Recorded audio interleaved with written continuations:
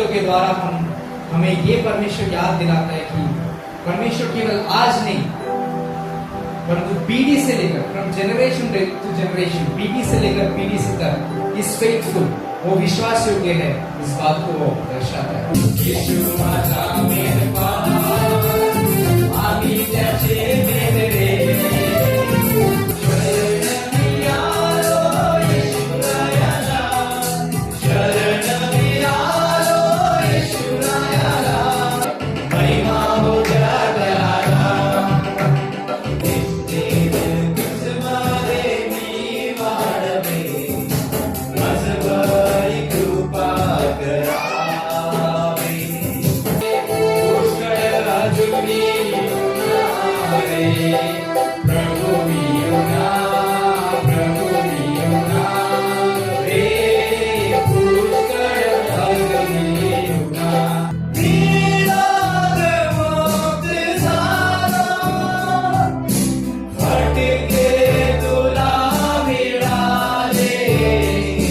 यहोवा भला है, उसकी करुणा सदा की है और उसकी सच्चाई पीढ़ी से पीढ़ी तक बनी रहती है। परमेश्वर बस अब्राहम का परमेश्वर नहीं था, वो बस इसहाक का परमेश्वर नहीं था, वो बस याकूब का परमेश्वर नहीं था, वो बस इजरायली या दाऊद या यहूदी का परमेश्वर नहीं था, वो हमारा परमेश्वर भी है। कब से लेकर आज तक उसका विश्वास होता है।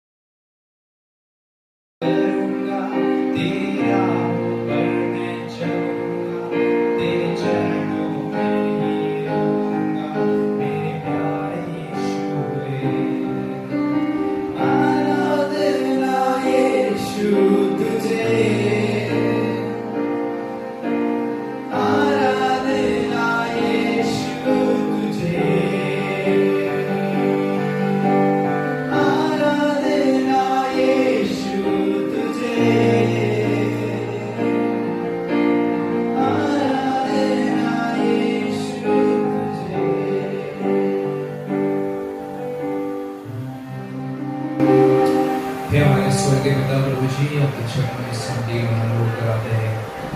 प्रभु जी इस आज के प्रभु जी आराधना के प्रभु जी सभा को आपके हाथों में सौंपते प्रभु जी, हम एकत्रित होके प्रभु जी सबसे पहले आपका धन्यवाद करने के लिए प्रभु जी, आपकी स्तुति गाने के लिए प्रभु जी इस अवसर को आपने हमें दिया, इसका धन्यवाद करें प्रभु जी। आज हम इस गीतों के द्वारा प्रभु जी आपकी आराधना करने जा रहे हैं प्रभु जी, जो पीढ़ियों से लेकर पीढ़ियों तक प्रभु जी आपके लोगों के हृदय को प्रभु जी छूते हुए आए हैं। प्रभु जी हम धन्यवाद करते हैं उस प्रेम के लिए, उस दया के लिए प्रभु जी, उस विश्वास योग्यता के लिए जो प्रभु जी आपने हमारे हर पीढ़ी से पीढ़ी तक हमारे ऊपर दिखाया प्रभु जी। प्रभु जी संपूर्ण समय को आपके हाथों में सौंपते हैं। यह आराधना प्रभु जी भेद स्वीकार योग्य रह सब प्रार्थना करते प्रभु जी, हमारे हृदय को प्रभु जी हम तैयार करते हैं प्रभु जी, ताकि हम केवल गीत में गाए परंतु प्रभु जी आपके वचन को और आपकी उपस्थिति को प्रभु जी अनुभव करें।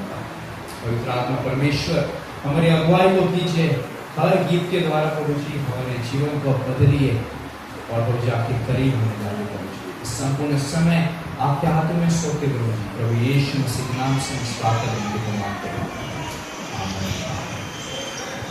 आप सभी को मैं इस विशेष आराधना सभा में स्वागत करता हूँ। परमेश्वर की अनुग्रह दया है। आज का हमारा एक विषय है और ये विषय का नाम है पीढ़ियों के गीत। पीढ़ियों के गीत। आज हम उन पुराने गीतों को गाने वाले हैं जो परमेश्वर की स्तुति करते हैं, जिन्हें कई वर्षों से विश्वासी लोग और परमेश्वर के लोग, जिसके द्वारा परमेश्वर उनके हृदय को छुआ, उनके जीवन को बदला, ऐसे गीत को गाने जाते। हम अक्सर ऐसे पुराने गीत को, केवल पुराने गीत को समझते हुए नहीं गाना है, परंतु हमें इस बात को समझना है कि इसके पीछे विश्वास का एक कहानी है ना। परमेश्वर का कार्य और परमेश्वर के वचन के आधारित इन गीतों को लिखा गया है। तो आज हम जो गीत गाने वाले हैं वो परमेश्वर हमारे विश्वास योग्यता को समझाता है। परमेश्वर का विश्वास योग्यता अब्राहम से लेकर, इसहाक से लेकर याकूब से लेकर और आज भी हमारे संग। आप सबके लिए मैं एक छोटा सा वचन मैं पढ़ना चाहता हूँ। भजन संहिता उसका 145 और उसका 14 अध्याय। एक पीढ़ी दूसरे पीढ़ी से तेरे कामों की विश्वास करेगी और तेरे पराक्रम के कामों का वर्णन करेगी। इस वचन हमें ये दिखाती है कि परमेश्वर की महानता एक पीढ़ी से दूसरे पीढ़ी, one generation to next generation कैसे पहुंचाया जाता है और पहुंचाने का जिम्मेदारी, द रिस्पॉन्सिबिलिटी वो हमारा है। इस बात को देखते हैं। आज हम जो इस गीतों को गाने वाले हैं, बस केवल गाएंगे नहीं, परंतु हमारा उद्देश्य रहेगा कि हम इस गीतों को दोहराकर दूसरे पीढ़ी तक लेकर जाए। सिर्फ गीतों को गाना नहीं, परंतु उन सच्चाई को फिर से याद करना है जो इन गीतों में है। परमेश्वर के विश्वास को मेरा था, फेथफुलनेस ऑफ गॉड, उसको हमें पहचाना है, रिकॉग्नाइज करना है और आने वाली पीढ़ी तक हमें इस विश्वास को पहुंचाना है। आज के कार्यक्रम में हम 2 पार्ट्स करने जा रहे हैं। वो है पहला हिंदी में हम गाना गाएंगे और फिर मराठी में कुछ गीतों गाने वाले हैं और इसके द्वारा केवल परमेश्वर की महिमा। इब्रानियों 13:8 यीशु मसीह कल और आज और युगानुयुग एक सा है। हमारा परमेश्वर बदलता नहीं है। हमारा गीत बदल सकता है, पीढ़ियां बदल सकती है, परंतु प्रभु यीशु मसीह एक सा। आइए साथ में मिलकर कुछ गीतों गाकर परमेश्वर की स्तुति करें। आज हमारा पहला गीत हम जो गाने वाले हैं वो है जय जय प्रभु यीशु मसीह, जय जय प्रभु यीशु की। ये गीत जो है बहुत ही पुराना गीत है और मसीह भजन परंपरा का एक हिस्सा रहा करता था, जिसे कलीसियाओं में, प्रेयर टाइम्स में, प्रार्थना के सभाओं में, भजन मंडली में और इसे लंबे समय से इसको गाते जा रहा है। आई थिंक चौथे या तीसरे पीढ़ी में हम ये सब गा रहे हैं। इतना पुराना गीत है। इसका मुख्य उद्देश्य ये गीत का कि यीशु मसीह की स्तुति और उसके उद्धार के कार्य को घोषणा कर रहे हैं ना।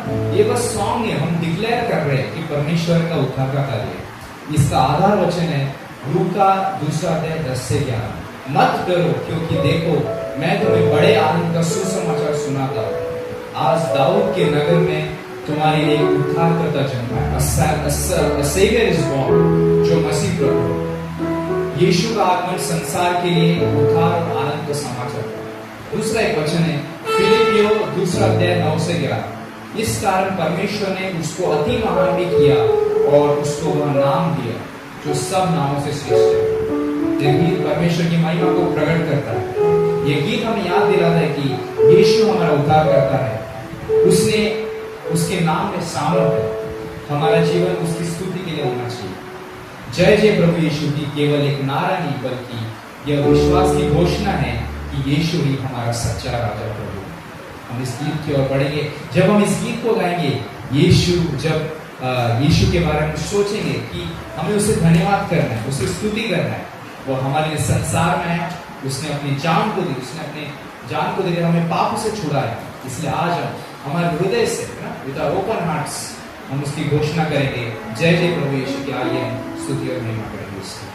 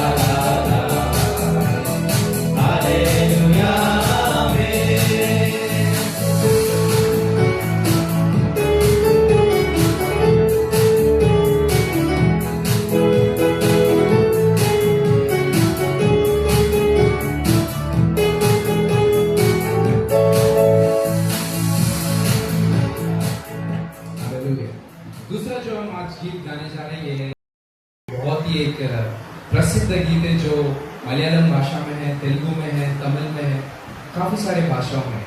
ये गीत जो है परमेश्वर के उस विश्वास द फेथफुलनेस ऑफ गॉड, इसको ये प्रकट करता है हमारे जीवन में, इसलिए हमें उसकी धन्यवाद करना है। इसके आधार में एक वचन बोलना चाहता हूँ, भजन संहिता उसका 100वां अध्याय 4वां वचन, उसके फाटकों में धन्यवाद और उसके आंगनों में स्तुति करो और स्तुति करते हुए प्रवेश करो। परमेश्वर के सामने आए हुए हमें उसकी स्तुति और धन्यवाद के साथ जाना है। पहला थिस्सलुनीकियों उसका 5वां अध्याय और 18वां वचन, हर बात में धन्यवाद करो क्योंकि तुम्हारे लिए मसीह यीशु में परमेश्वर की यही इच्छा है। हरदम हमें परमेश्वर के धन्यवाद करना है। इस गीत हमें ये संदेश देता है, the message of this song, धन्यवाद परिस्थितियों पर निर्भर नहीं होना चाहिए, है ना। हमारे जीवन में मेनी सर्कमस्टांसेस और ऐसे सिचुएशंस आ सकता है, परंतु हमारा जो प्रेज एंड वर्शिप जो है परमेश्वर के लिए, वो हमारी परिस्थिति के ऊपर निर्भर नहीं, परंतु हर समय उसके ऊपर परमेश्वर को हमें स्तुति आराधना करना है। परमेश्वर की भलाई को याद करना हमें चाहिए। रोज हमें परमेश्वर के उस भलाई, जो ग्रेटनेस जो परमेश्वर हमारे जीवन में फुलफिल करता है, उसके लिए हमें परमेश्वर को धन्यवाद करना है। एक विश्वास करने वाला जीवन धन्यवाद से भरा होना चाहिए। अगर हम एक विश्वासी है, हमें परमेश्वर के ऊपर संपूर्ण धन्यवाद देना चाहिए। हम केवल आशीषों के लिए नहीं, है ना, केवल नॉट ओनली फॉर ब्लेसिंग्स बल्कि स्वयं परमेश्वर के लिए हमें धन्यवाद करना है। इस गीत को हम गाएंगे। परमेश्वर ने हमारे जीवन में बहुत कुछ किया है जिसे हम कभी गिन नहीं सकते ना। एक गीत भी है, गिन के स्तुति करो, है ना, कि हम गिन नहीं पाते परमेश्वर ने जो भलाई हमारे जीवन में। कई बार हम अपनी समस्या को देखते हैं, हमारे सिचुएशंस को हम देखते हैं और हम शायद भूल जाते हैं परमेश्वर को, बट परमेश्वर की भलाई को हमें नहीं भूलना है। लेकिन बाइबल हमें सिखाती है कि हर परिस्थिति में, एवरी सिचुएशन, एवरी सर्कमस्टांसेस में हमको परमेश्वर को धन्यवाद करना है। आइए हम इस गीत को पूरे हृदय को खोल कर गाएं, धन्यवाद के साथ स्तुति गाऊंगा।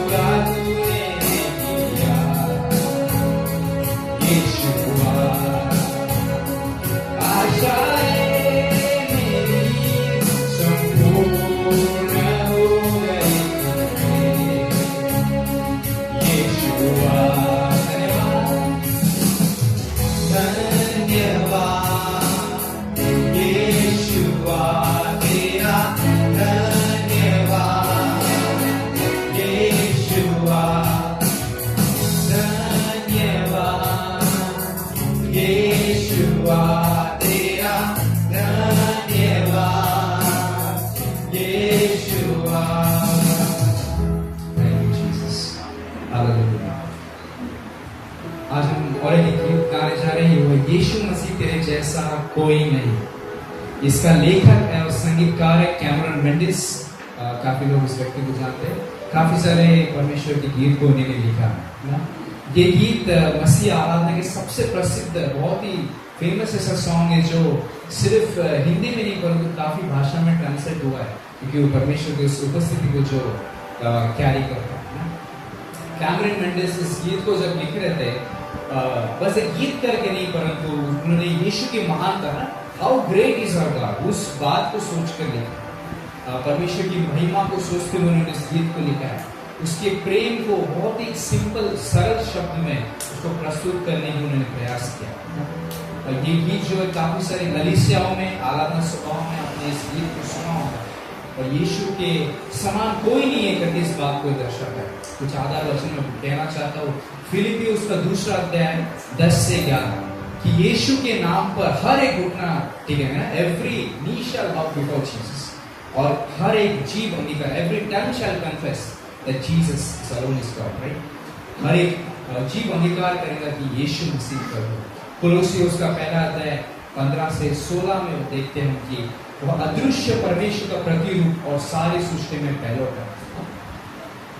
इस बात को हम देखते हैं। ये गीत का संदेश हमें इस चीज को कैरी करता है कि यीशु सबसे महान है, इज द ग्रेटेस्ट। सारी महिमा उसके लिए, ऑल ग्लोरी टू हिम। स्वर्ग और पृथ्वी उसके नाम की आराधना करते, इस बात को हम देखते हैं। इस संसार में बहुत सी चीजें हैं जो आकर्षक है ना, अट्रैक्टिव लगता है, परंतु यीशु मसीह के जैसा कोई नहीं, इस बात को हम देखते हैं। वो हमारा उद्धार करता है, he is the redeemer, he is a saviour who gives us the salvation, जो हमें उद्धार देता है। और आज इस हम गीत को गाकर उसकी स्तुति करेंगे, केवल शब्द नहीं परंतु हमारे पूर्ण हृदय से इस घोषणा को करेंगे कि यीशु मसीह आपके जैसा कोई नहीं।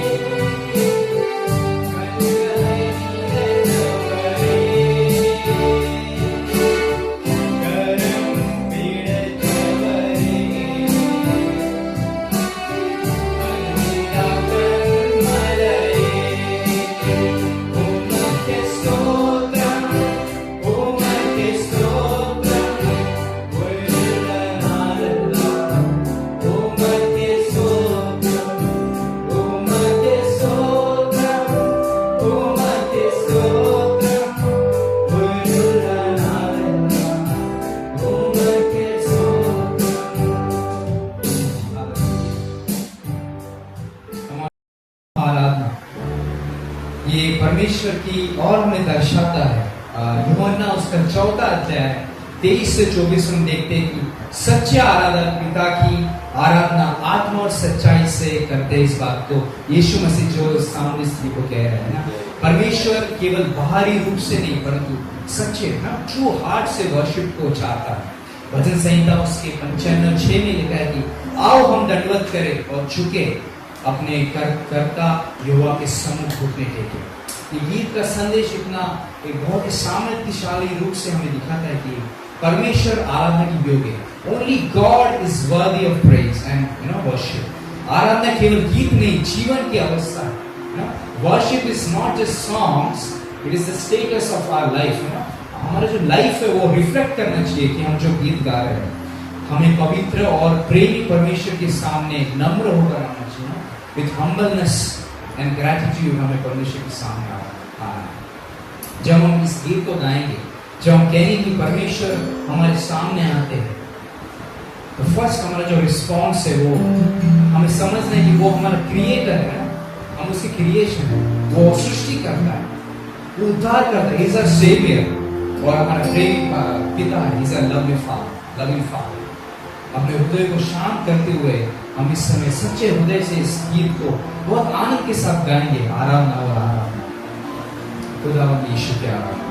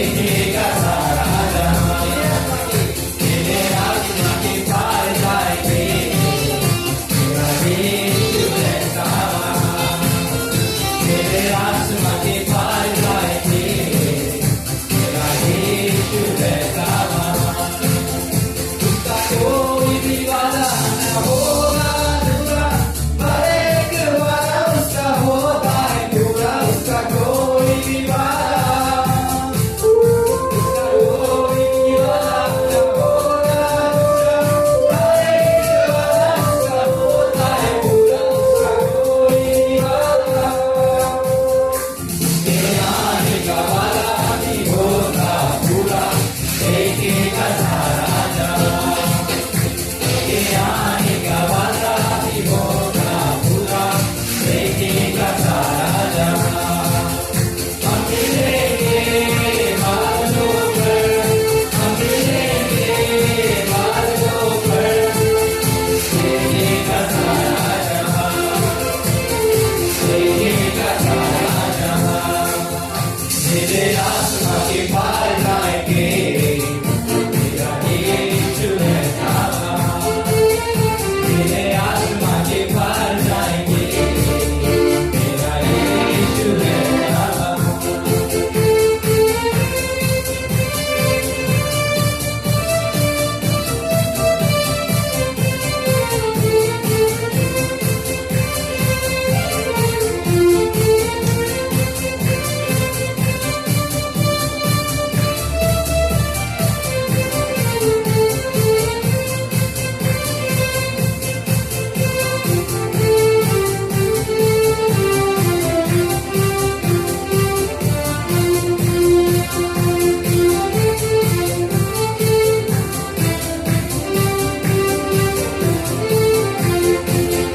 विश्वास मेरा होगा पूरा, सपना ये मेरा न रहेगा अधूरा, ये विश्वास मेरा, ये विश्वास मेरा जो होगा पूरा, सपना ये मेरा न रहेगा अधूरा, ये विश्वास मेरा, उसके संग हम रहेंगे अपने यीशु के, देखेगा सारा जहां, उसके संग हम रहेंगे अपने यीशु के, देखेगा सारा जहां, हम मिलेंगे बादलों पर, हम मिलेंगे बादलों पर, देखेगा सारा जहां, देखेगा सारा जहां, मेरे आत्मा के पार जाएंगे, मेरा यीशु रहता वहां, मेरे आत्मा के पार जाएंगे, मेरा यीशु रहता वहां, हम मिलेंगे बादलों पर, हम मिलेंगे बादलों पर, देखेगा सारा जहां, देखेगा सारा जहां,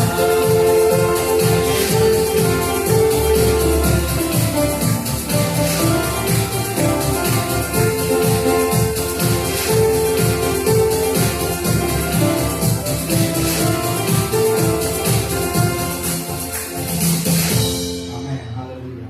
हम जो गीत गाने जा रहे हैं, इस गीत का नाम है तेरा प्यार है महान। ईश्वर के महान प्रेम और मनुष्य के जीवन में उसमें जो परिवर्तन है, ट्रांसफॉर्मेशन जो हमारे जीवन में लाता है, उस बारे में इस गीत को लिखा गया है।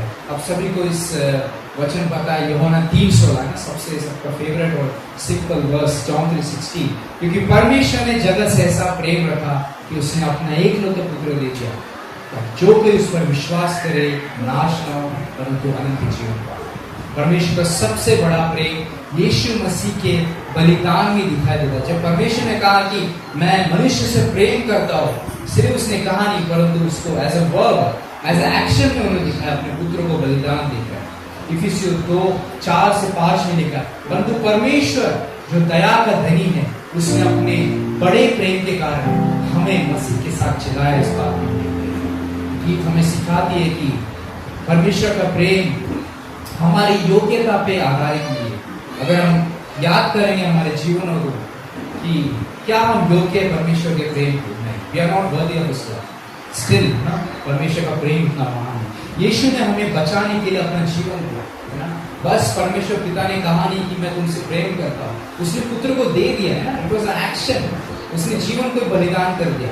जिसने परमेश्वर के प्रेम को अनुभव किया है उसके जीवन में धन्यवाद और स्तुति ऑटोमेटिकली ना जनरेट होता है, उत्पन्न होता है। इस बात को हम देखते हैं जब हम इस गीत को गाएंगे।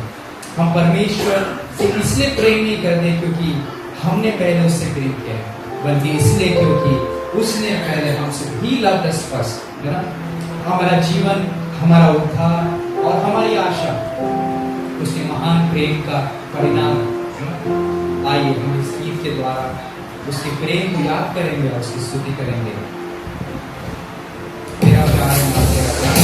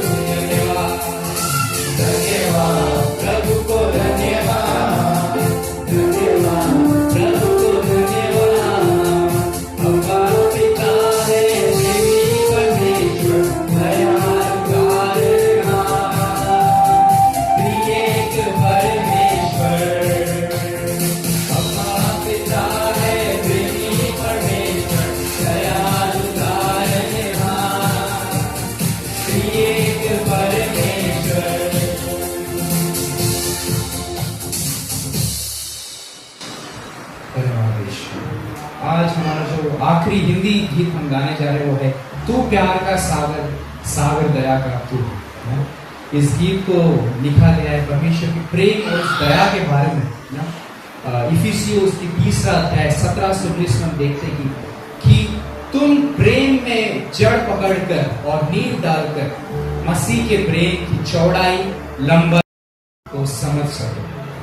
वचन संहिता उसके 103 के 8वें वचन में लिखा कि वह दयालु और अनुग्रहकारी, विलंब से क्रोध करने वाला है और अति करुणा है। ये गीत का संदेश हमें मिलता है कि परमेश्वर का प्रेम असीम है, सागर गहराई है, उसकी दया हमारी कमजोरियों से भी बड़ी है। इस बात को हम समझते हैं।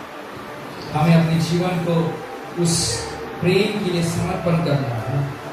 इस गीत को हम जब गाएंगे, परमेश्वर का प्रेम हमारी समझ से भी कहीं अधिक गहराई में है। इस बात को हमें समझना है। हम उसकी दया और उसकी कृपा को के कारण आज उसके सामने खड़े। अगर उसका प्रेम नहीं है तो हम कुछ नहीं। जब हम इस गीत को गाएंगे तो हम उसके प्रेम को याद करेंगे, उसके पिता के प्रेम को, और आराधना करेंगे।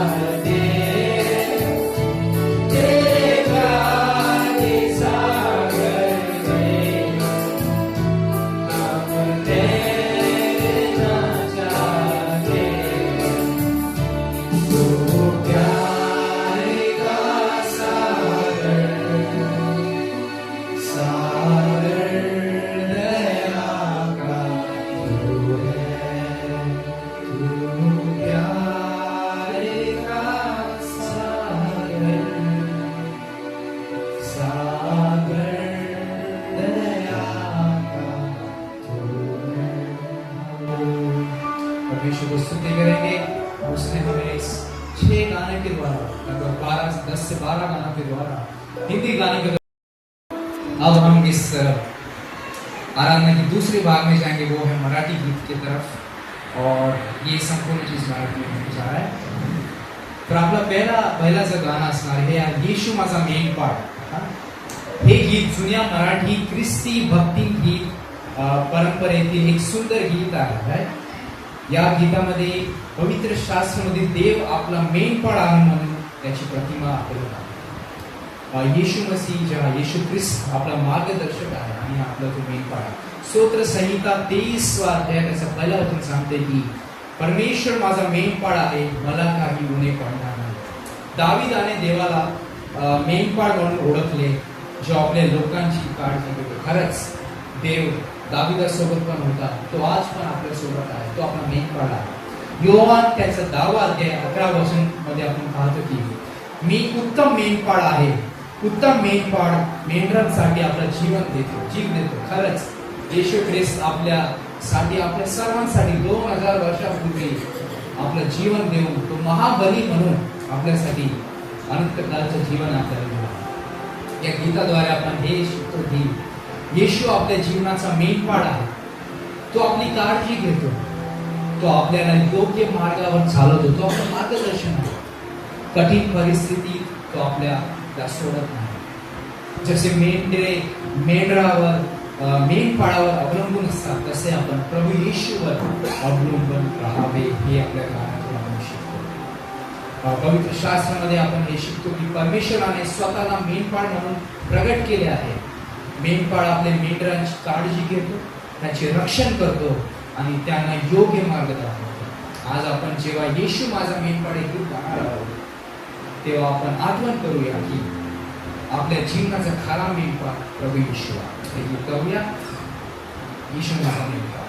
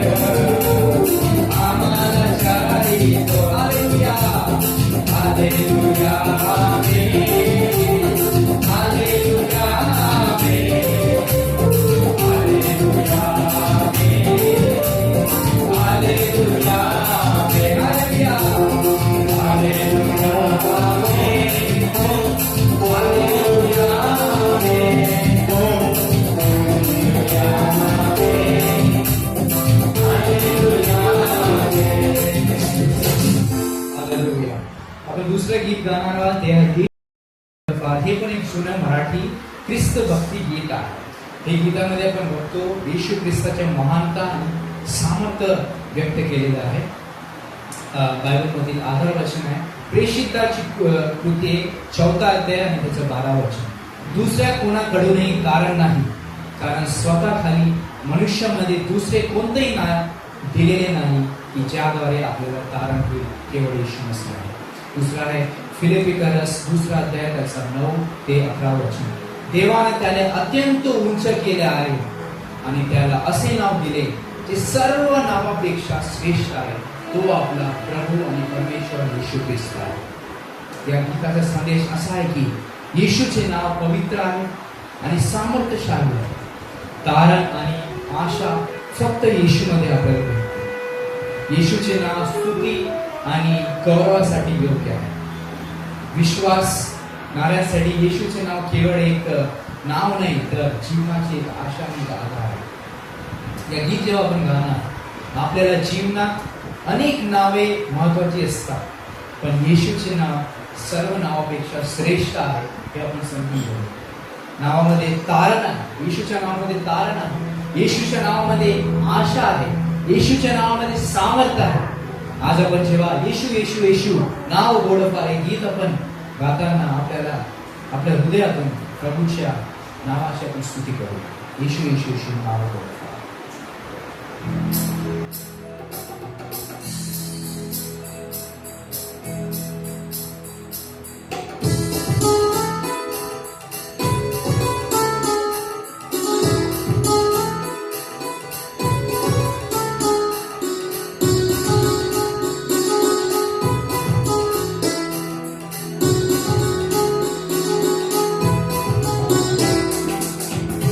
Yeshu, Yeshu, now the Lord has come.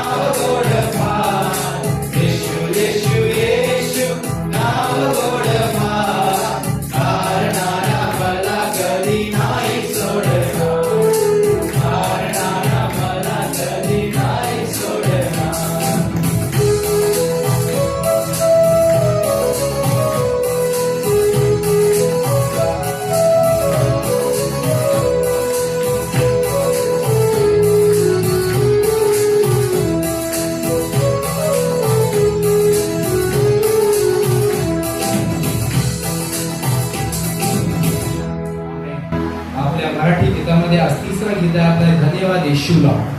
हे गीत प्रभू येशूने केलेले कृपासाठी आणि त्याच्या विश्वासपणासाठी धन्यवाद देणे ही आपल्याला कळते. स्तोत्र संहिता त्याच्या 100 अध्याय 14 वचन त्याच्या वेशीमधून धन्यवाद देत आणि त्याच्या अंगणात स्तुती करीत प्रवेश करा. त्याला तेसलोनिकस 5 अध्याय 18 वचन मध्ये सांगतात की सर्व परिस्थितीत धन्यवाद द्या, कारण ख्रिस्त येशूमध्ये तुमच्यासाठी देवाची इच्छा हीच आहे. या गीताद्वारे आपल्याला हे संदेश भेटते की धन्यवाद हा विश्वासाच्या जीवनाचा एक भाग आहे. सर्व काळ आपल्याला देवाला धन्यवाद द्यायचा. देवाने केलेल्या कृपा आठवून त्याची आपल्याला स्तुती करायची. परिस्थिती काही असो आपल्या जीवनात, दुःख असो आनंद असो, आपल्याला देवाची स्तुती करायची. या गीतामध्ये जेव्हा आपण गाणार आपल्याला हे आठवण ठेवायचं आहे की आपल्या जीवनात अनेक गोष्टीपासून गोष्टीसाठी आपण प्रार्थना करतो काही वेळी, पण देवाने आधीच केलेल्या गोष्टींसाठी आपण धन्यवाद देत असतो का हे आपल्याला आठवण करायचं. परमेश्वराच्या वचनामधून हे सांगते की आपल्याला शिकवते की प्रत्येक परिस्थितीत आपल्याला देवाला धन्यवाद द्यायचा आहे. चला आपल्या हृदय उघडून देवाला आपण स्तुती करूया. धन्यवाद येशूला एक गीत आपण गाऊया.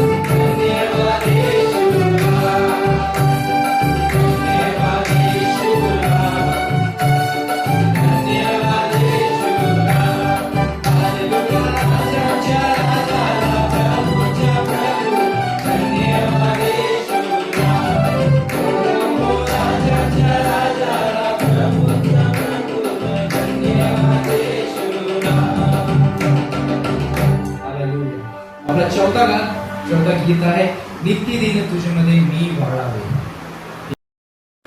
प्रभू माझे जीवन तुझ्यामध्ये दिवसेंदिवस वाढत जावे ही आपली मनाची इच्छा असली पाहिजे. या गीतापासून आपण हे समजतो.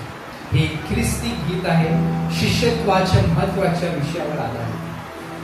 आत्मिक वाढ, प्रभू सोबत जवळची नाते आणि ख्रिस्तासारखे जीवन हे आपले प्रयत्न आहे. पवित्र शास्त्रामधून काही आधार वचन आहे. 2 पेत्र 3 अध्याय आणि 18 वचन. आपला प्रभू व तारणारा येशू ख्रिस्त यांच्या कृपेत व ज्ञानात वाढत जा अशी आज्ञा आहे. ख्रिस्ती जीवन स्थिर नसते. आपण हे समजतो आपल्या जीवनात काही अडथळे असते, आपल्या जीवनात कमी वाढ हे असते. ते सतत वाढत जाणार एक जीवन आहे. दुसरे वचन आहे फलिसीकरस 2 अध्याय 6 से 7. जसा तुम्ही ख्रिस्त येशू प्रभूला स्वीकारले तसे त्याच्यामध्ये चालत राहा, त्याच्यामध्ये रुजलेले व बांधलेले असा. आणि अजून एक वचन आहे योहान 15 अध्याय आणि 5 वचन. जो माझ्यामध्ये राहतो आणि मी त्याच्यामध्ये राहतो तो पुष्कळ फळ देतो. हे येशू ख्रिस्ताची एक प्रतिज्ञा आहे. या गीताचा संदेश आपल्याला असं करते की आत्मिक वाढ ही दररोजची प्रक्रिया आहे.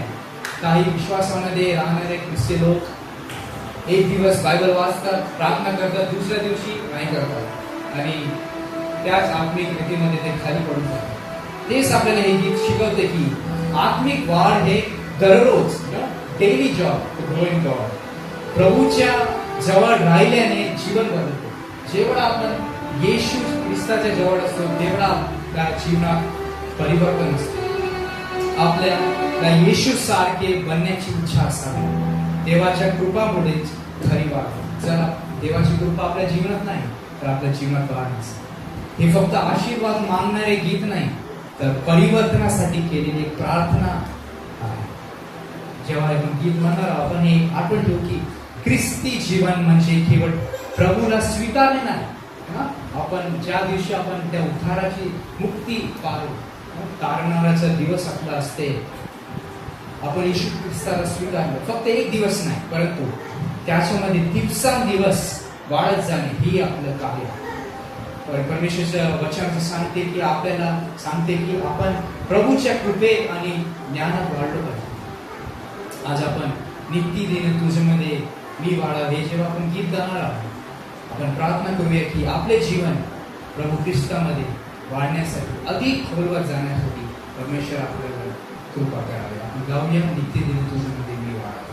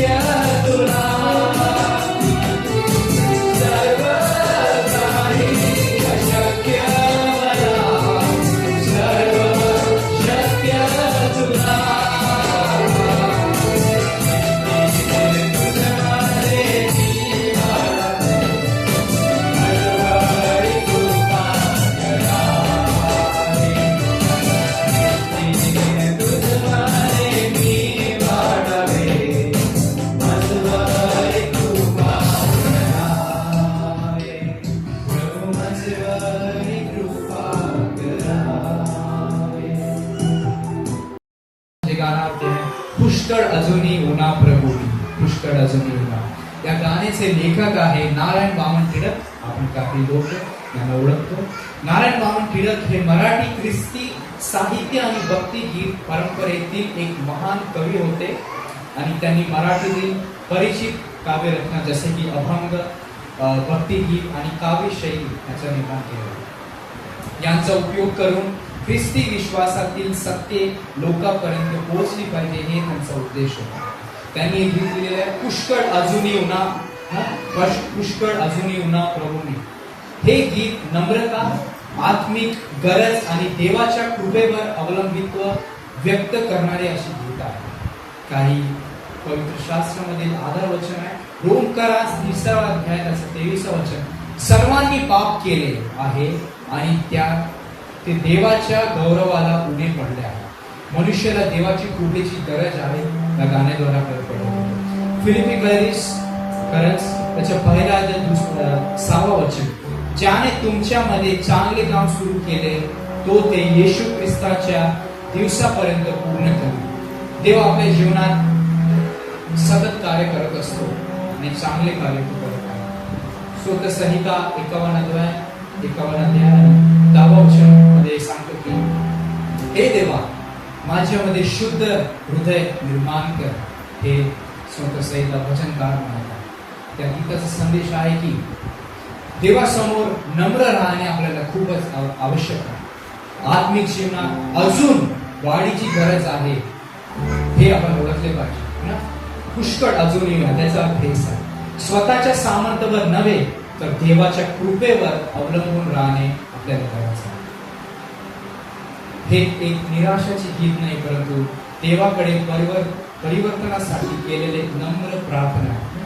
जेव्हा आपण हे गीत गाणार आहे संध्याकाळच्या वेळी देवाच्या जवळ गेल्यावर आपण परिपूर्ण झालो आहोत की नाही तर आपली गरज अधिक समजते. एक खरे विश्वासू हृदय नेहमी म्हणते की प्रभू माझ्यामध्ये अजूनही तुझे काम करण्याची गरज आहे. पुष्कळ अजूनही होणार आहे. चला नम्र हृदयाने पुष्कळ अजूनही होणार प्रभू हे गीत आपण गाऊ.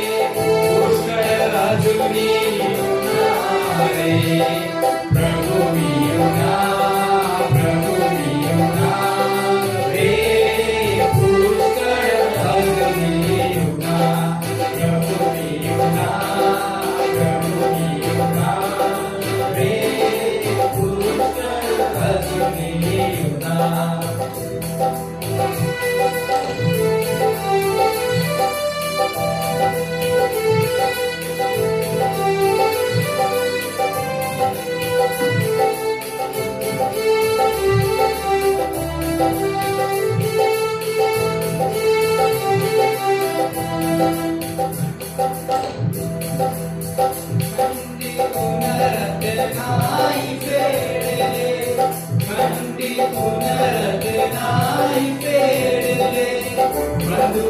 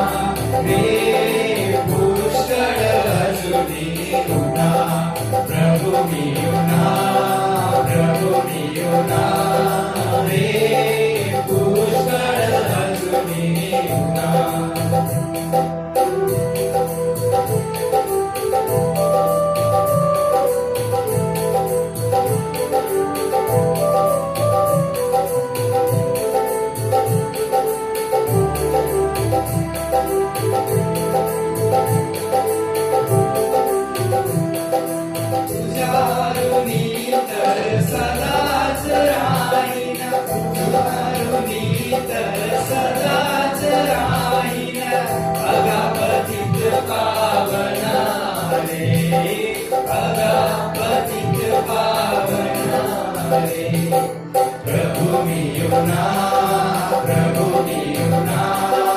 रे पुष्कळ असुनी गुणा प्रभु मियुना रे पुष्कळ असुनी गुणा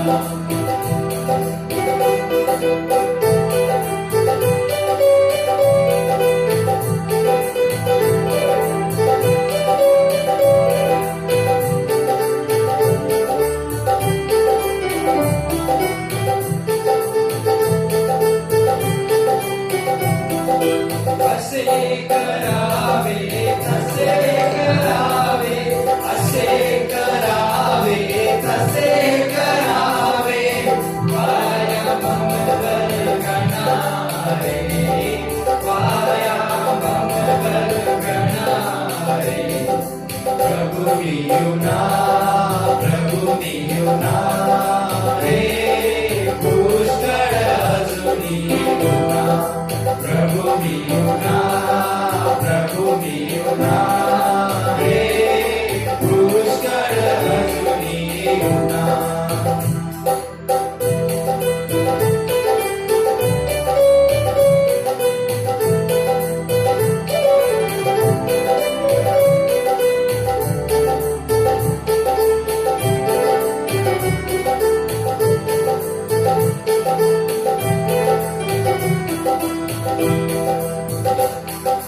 जसा पाहिजे तुला तसा मी जसा पाहिजे तुला तसा मी करू कसा बनारे करू कसा बनारे प्रभु मियुना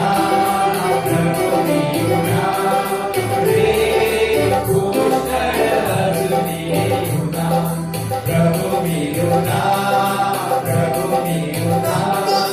रे पुष्कळ असुनी गुणा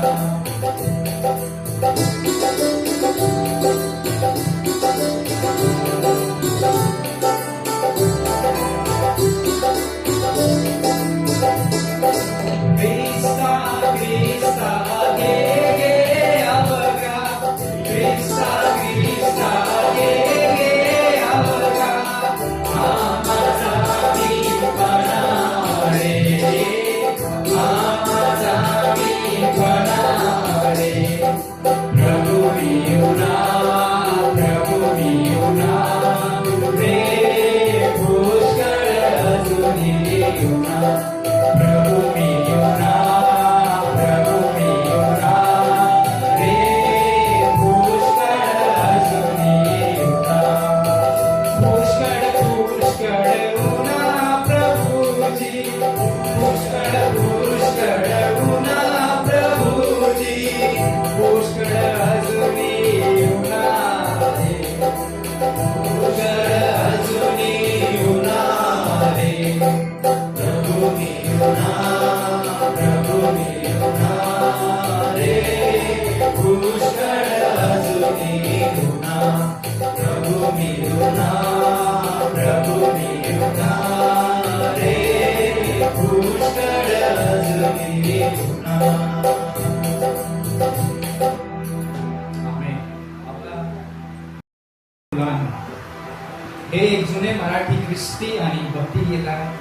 या गीतामध्ये फुलांचे प्रतीक वापरून आपले जीवन प्रभूला अर्पण करण्यासाठी हे भावना व्यक्त केलेलं आहे. पवित्र शास्त्रामधून काही आधार वचन आहे. रोमकरास त्याच्या 12वा अध्याय आणि पहिला वचन.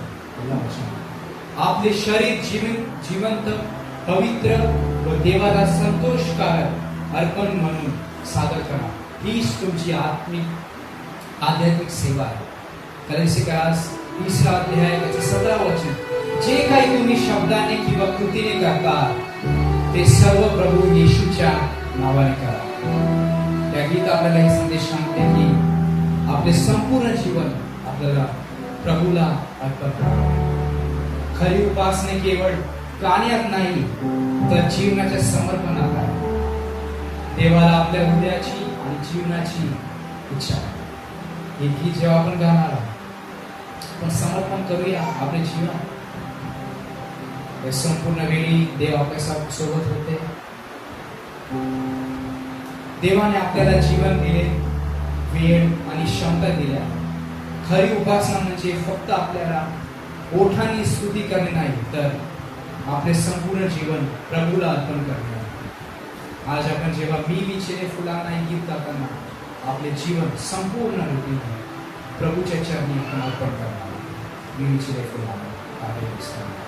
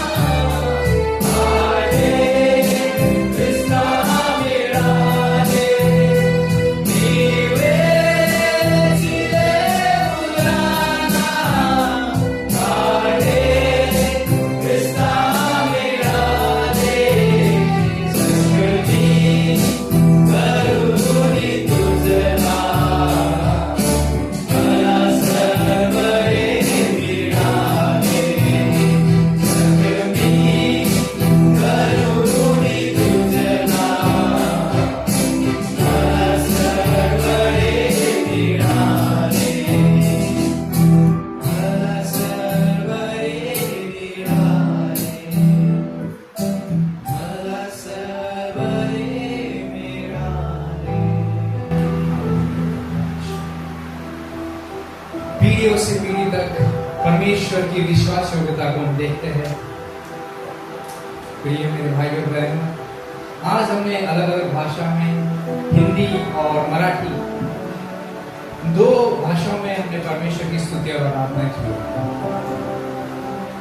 ये सिर्फ एक संगीत नहीं परंतु बल्कि एक विश्वास की गवाही है। हमने घोषणा की है कि परमेश्वर कितना विश्वास है। इन गीतों के द्वारा हमें ये परमेश्वर याद दिलाता है कि परमेश्वर केवल आज नहीं परंतु पीढ़ी से लेकर, फ्रॉम जनरेशन टू जनरेशन, पीढ़ी से लेकर पीढ़ी से तक इस फेथफुल, वो विश्वास योग्य है। इस बात को वो दर्शाता है। भजन संहिता उसके 100वें अध्याय के 5वें वचन में लिखेंगे, क्योंकि यहोवा भला है, उसकी करुणा सदा की है और उसकी सच्चाई पीढ़ी से पीढ़ी तक बनी रहती है। परमेश्वर बस अब्राहम का परमेश्वर नहीं था, वो बस इसहाक का परमेश्वर नहीं था, वो बस याकूब का परमेश्वर नहीं था, वो बस इजरायली या दाऊद या यहूदी का परमेश्वर नहीं था, वो हमारा परमेश्वर भी है। कब से लेकर आज तक उसका विश्वास होता है। परमेश्वर हर पीढ़ी में कार्य करता है। इस बात को हम देखते हैं।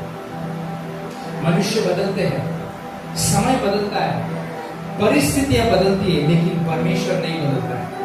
जिस परमेश्वर ने पुराने विश्वासियों को संभाला, उस पुराने नियम के लोगों को संभाला, वही परमेश्वर आज हमें संभालता है। इब्रानियों उसके 13 अध्याय के 8वें वचन में लिखा है, यीशु मसीह कल और आज और युगानुयुग एक सा है, वो कभी नहीं बदलता है। हमारा विश्वास किसी परंपरा पर नहीं, कोई ट्रेडिशन पर नहीं, बल्कि एक जीवित परमेश्वर पर आधारित है। इन सभी जो गीत हमने गाए, ये गीत हमें परमेश्वर के कार्य को याद दिलाता है। कई बार हम पुराने गीतों को केवल पुराने शब्द समझ लेते हैं, लेकिन हर गीत के पीछे कहानी, एक सच्चाई छिपा हुआ है। जब हमने कहा कि यीशु हमारा मेन पार्ट, तो ये हमने घोषणा की है कि यीशु हमारा सच्चा चरवाहा है जो हमें मार्गदर्शन करता है। जब हमने कहा कि पुष्कळ अजूनी होना प्रभु में, तो हम अपनी आवश्यकता कि हमारे अंदर कितनी कमी है, शायद हम पीढ़ी से पीढ़ी मसीह परिवार में आएंगे, चाहे 20 साल 30 साल हम उद्धार पाके मसीह जीवन गुजरे, फिर भी हमारे अंदर कितना कमी है इसकी हमें दर्शाता है। और परमेश्वर की कृपा में कितनी जरूरत है, उसको हमको स्वीकार करना करके दर्शाता है। जब हमने गाया कि तू प्यार का सागर, तो हम उसके महान प्रेम को याद करते हैं। ये गीत हमें परमेश्वर के साथ अपने संबंध को मजबूत करने के लिए बुलाता है। हमें विश्वास अगली पीढ़ी तक पहुंचाने का परमेश्वर की जिम्मेदारी लेता है। परमेश्वर ने हमें चुना है, हमें उद्धार दिया है ना, बस यहाँ तक नहीं, हमें अगले पीढ़ी तक इस बात को पहुंचाना है। भजन संहिता उसके 145 के 4 वचन में लिखा है कि एक पीढ़ी दूसरी पीढ़ी से तेरे कामों की प्रशंसा करेगी और तेरे पराक्रम के कामों का वर्णन करेगी। ये केवल पुराने लोगों की जिम्मेदारी नहीं है, हर पीढ़ी की जिम्मेदारी है जो परमेश्वर ने हमें दिया। अगली पीढ़ी को परमेश्वर के महानता को कौन बताएगा? हमें बताना है। हमने जो परमेश्वर का प्रेम, अनुग्रह और विश्वास योग्यता को जो अनुभव किया है आज तक, उसे आगे पहुंचाने का जिम्मेदारी हमें परमेश्वर ने दिया। आज की शाम का उद्देश्य केवल पुराने गीत गाना ये नहीं, जो शायद हम चौथे पीढ़ी में होंगे जो इन गीतों को गा रहे होंगे। हमें याद करना है कि परमेश्वर विश्वास योग्य है, यीशु हमारा उद्धारकर्ता और प्रभु है, उसका प्रेम कभी समाप्त नहीं होता है, उसकी सच्चाई हर पीढ़ी तक बनी रहती है। आइए हम ऐसी पीढ़ी बने जो परमेश्वर के कार्य को आगे आगे और आगे बढ़ाने वाली एक पीढ़ी तक पहुंचाने के लिए परमेश्वर को सेवा करें। मैं धन्यवाद करता हूँ गुरु जी को, उन्होंने हमको ये सौभाग्य दिया है कि इस स्पेशल एक आराधना जो राजकीय है, कुछ हम अलग करना चाहते थे कि भजन ठीक नहीं है, और परमेश्वर ने हमें सहायता किया। साथ म्यूजिशियंस है, जवाब सभी भैया है, सहायता की धन्यवाद करता हूँ। पेशेंस जो आप सब पीढ़ी देख रहे हैं, उसने तैयार किया। इस अंत के समय में हम हमारे जीवन को समर्पण करेंगे। और एक आखिरी गीत जो बहुत ही करीबी इंसान ने हमारे लिखा है, परमेश्वर के दास गुरुजी बिशप साहब जो है हमारे पिता उन्होंने इस गीत को लिखा है कि सृष्टि के पहले चुन लिया तूने मुझे। इस गीत दर्शाता है कि परमेश्वर ने हमको जो चुना है, आज हम इस जगह पर उपस्थित हैं, उसने हमें पता है कब चुना है, सृष्टि के पहले, before creation he has chosen us. उस गीत को हम गाएंगे, सृष्टि के पहले चुन लिया तूने मुझे, बेटा को दिया, पापी को अपनाया तेरे इस खुशी से। इस गीत को हम गाएंगे और हम समर्पण करेंगे और स्नान करेंगे।